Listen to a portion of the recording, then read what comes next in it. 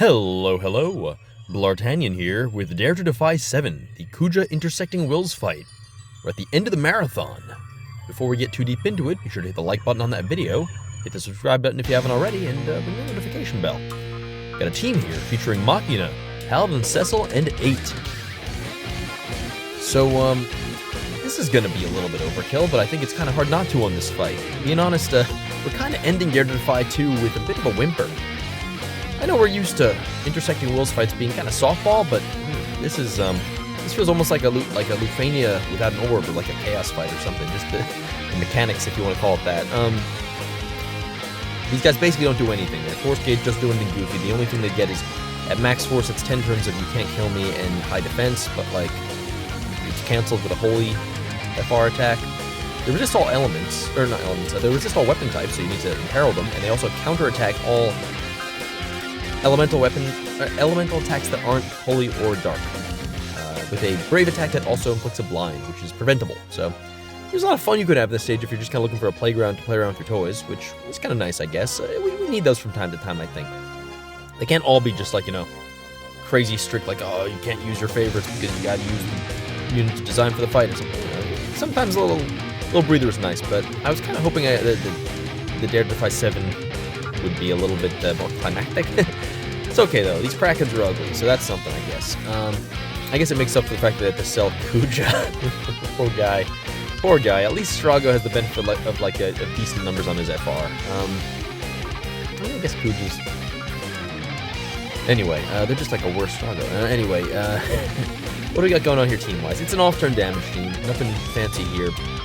We're gonna be getting some side benefit from the occasional AoE attack from these dudes. They do have HP attack. They cycle through like a brave debuff attack, and then they do like an AoE HP attack that Paladin Cecil does not care about. We have Paladin Cecil here because we want to be dealing that holy damage. I guess we could have done something goofy involving drawing counter attacks or something, but I know some people are doing funny things like, you know, like enchanting Auron with thunder and then like having him counter their counters and things like that, but I just figured, let's go straight to the point. We're going to bring Paladin Cecil and a couple of beefy boys to punch them in the off turn. It's going to go great. There is one part of this fight I should probably mention. I guess I could mention at the end, which is that you have to kill them at the same time, otherwise one of them reses the other. Again, selling Kuja's AoE damage, I guess. So that'll make the end of the fight a little interesting, especially since 8 does so much damage on his EX. Look at that. Did you see that? Look at that boy. Look at that boy go. Oh, shout out to Leaf Played Mouse, first while livestream co-host. Miss you, buddy. Hope you're doing well. Yeah, so that's about the fight. Yeah, Kuja, he's not very good right now. He's like, okay, like you can use him. He's not like bad. It's not like trying to use like, I don't know, like Lion or something. Yeah, bring in the food. Oh yeah, so here's something. As I've mentioned in previous videos, in case you've forgotten, for off-turn damage teams, I actually prefer using aura-based calls. So I'm using the Fusoya LD call there because I figure that's kind of neat, and I haven't used it before. I don't think it's actually necessary here, but I think it's neat.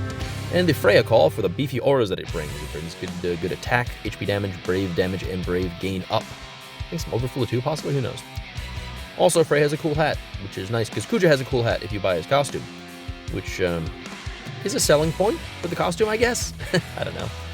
So this is a little interesting because Machina does so much single target damage on his turns that balancing their hit points is going to be a little bit touchy, a little bit.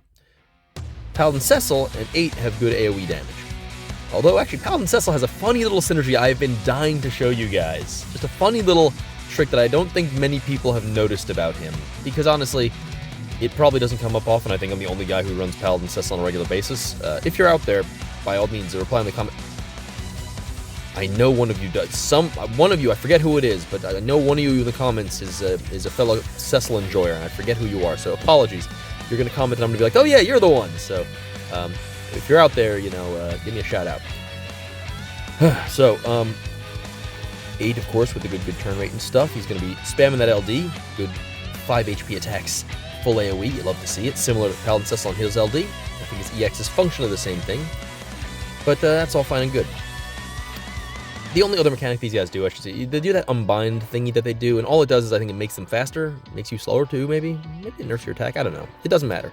It's threshold based, but it doesn't do any damage. Actually, all it does is hurt them because they 8 counters when they do it, so because it debuffs your party. So it's like suffering from, they're not even suffering from success. They're just, like, hurting themselves there. It's hurting them more than it's hurting us, I guess is what I'm trying to say. But here we are. We're just, we're chunking away at them. Just hit them with that swords and the punches and all that stuff. 8 is really quite good. The thing is, like, the thing about 8. Here's the thing about 8. Galuf exists, and Galuf is, I think, generally better than 8. Yeah, I'll say it. He's pretty much better than 8.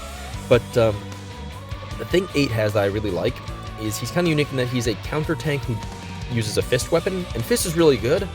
So you probably have it, and this means you can devote, like, your greatsword or your regular sword or whatever your other counter dagger or whatever to other units. So I kind of like that you... I've been thinking more about ultimate weapon types and, like, filling roles based on the ultimate weapons you have, and 8's kind of nice because, you don't have that many defensive units with a fist type, and he's actually pretty good for that. So that's something cool, I guess. Anyway, you're going to see me do something kind of a little dumb here, I think, maybe. I was trying to calculate things. I was like, okay, I'm pretty sure Brothers plus LD will kill them. So I used his instant turn light speed punch plus whatever to boost the gauge. Use a Seymour call, which did no damage, basically.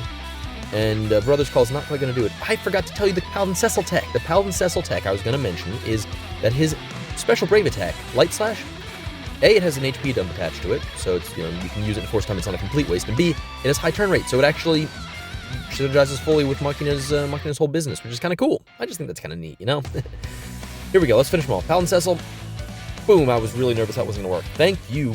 Alright, Dare to Defy done. Gonna get that sweet little Red Wing status badge. Appropriate. I should use Dark Knight Cecil for this fight, Red Wing.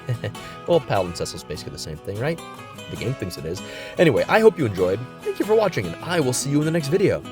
Adios.